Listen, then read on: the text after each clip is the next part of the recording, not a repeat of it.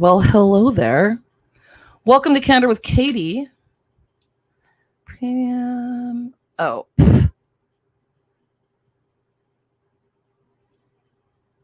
Okay, I was going to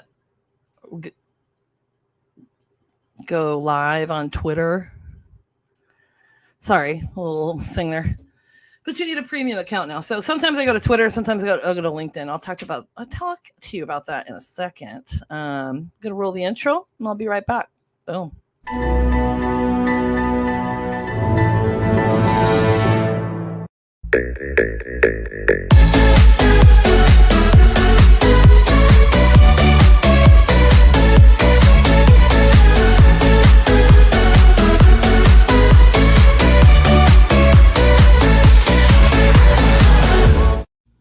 Boom! Let's do this. Hey. Okay, so I haven't figured out how to take the blurry background off, but you know what? I think it's kind of a decent look. I've got my lighting a little off up here, but I guess you can see me okay.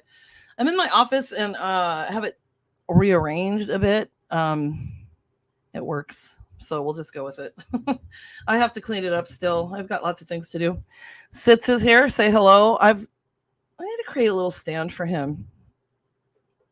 We got to figure this out. Maybe somebody can create one for me. Will this work? Sometimes it puts it out of focus, though, so we'll see how that works. Let's see. Let me put my glasses on. Yeah, it goes in and out of focus. I was just going to tell you about something. So I decided tonight we're going to talk. These are also called meet cutes. And this is like ways that people met. It's not my parents' anniversary or anything, but they have been married 66 years. And there's far too much negativity in the world right now. And I've been knocked back quite a bit lately. I've had a lot of stuff that I'm dealing with, and it's just kind of all hitting ahead. So it's like, you know what? I just want to do something fun. So I got the information from Pure Wow and BuzzFeed. Let's see how this will go here. So by the way, I screenshot them and then put them in here. So they just got random numbers in it. So don't worry about it. Okay. So I'm going to take myself off the screen. Okay.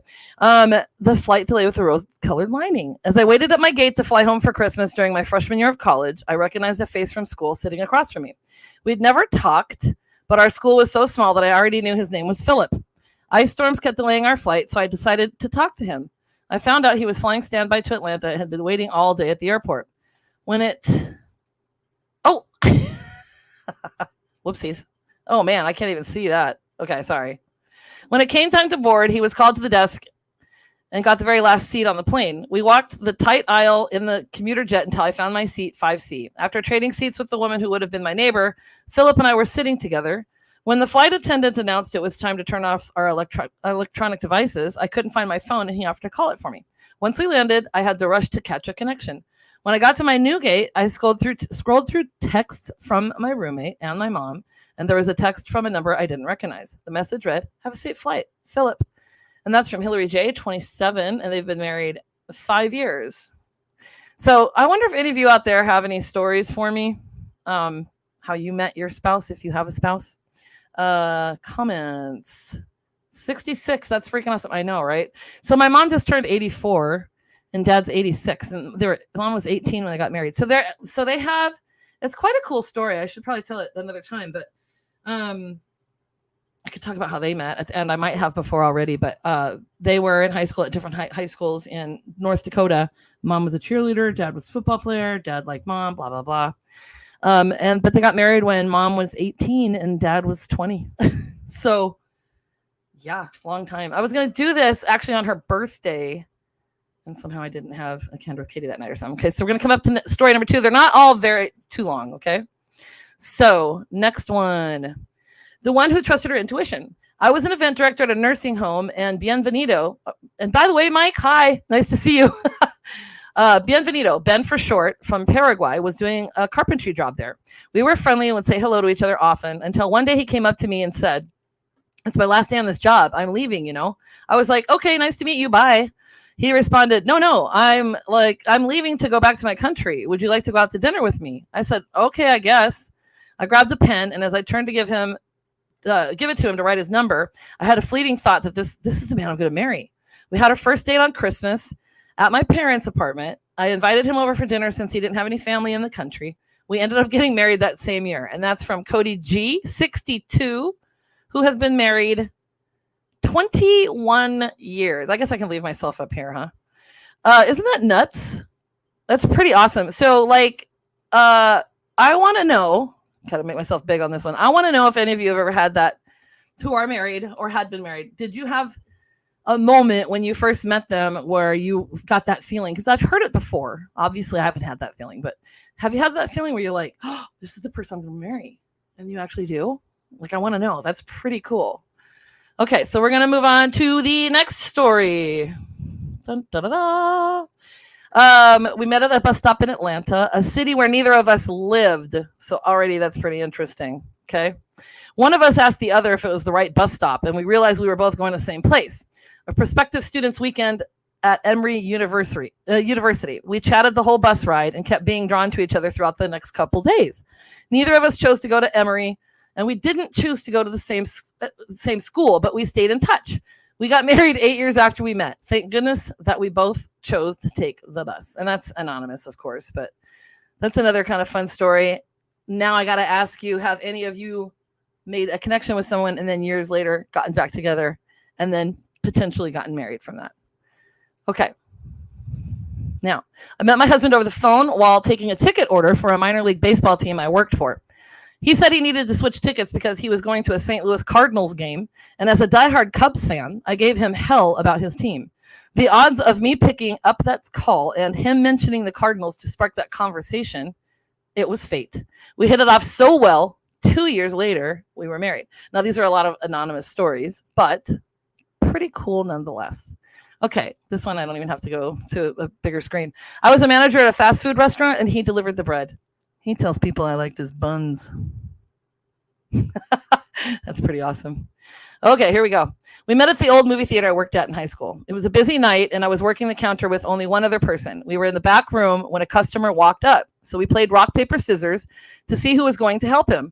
I lost. The guy was just getting a popcorn refill, but we really hit it off chatting. We talked for the rest of his movie, exchanged numbers, and made plans to hang out the next day. Turns out we lived on the same street, just 2 blocks away from each other, shared multiple friends, and had gone to a ton of the same events. We just barely missed each other our entire lives. Personally, I think life was just waiting for the perfect moment to introduce us. Okay, so that's another very interesting thing, I think. I think about this often, and let me know if you do. So I've met people now. I have a friend now that I'm still friends with. I've been friends with for 30 years. And the night before I started college, I went to a Def Leppard concert, and she was there. I didn't meet her then, and I didn't meet her until so probably 6 years later. And we were talking about it, and we were at the same concert. And so, and then you meet other people, and you're like, oh my God, so I can be in another country and meet someone from New Mexico or something like that. So have you ever, have any of you, and you've seen the stories too, where people take pictures when they're kids, and then they get together later, and then they're looking at pictures and they realize, oh my God, I'm the little boy in that picture, you're the little girl or whatever. So do you have any stories like that as well? Okay. My partner I met on a melon farm in Australia. He's from the UK and I'm from Canada, but we were both backpacking. Okay, I'll stop. We had to do farm work to get our second-year visas and ended up being roommates. 5 years later, we're getting married. I think it's safe to say he really loved my melons.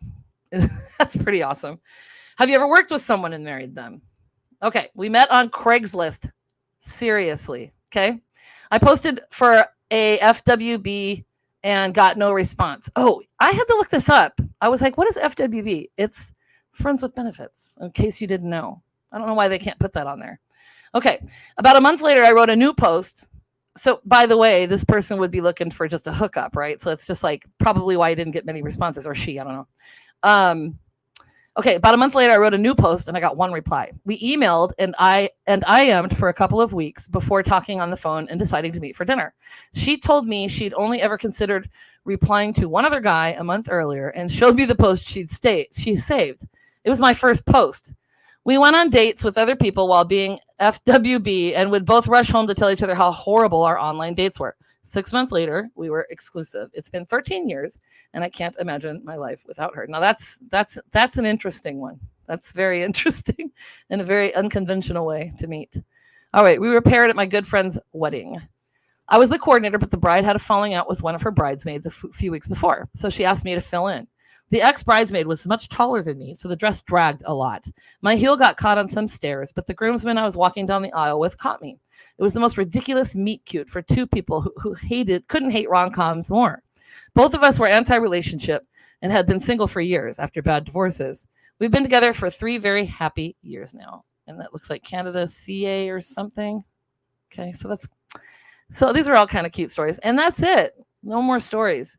I like to keep them shorter. But I'm just going to end with something positive, I think. There's a lot of negativity out there, and there's a lot of chaos, and there's a lot of upheaval, and there's a lot of questions and a lot of fear, okay? But we don't have to hate each other for anything.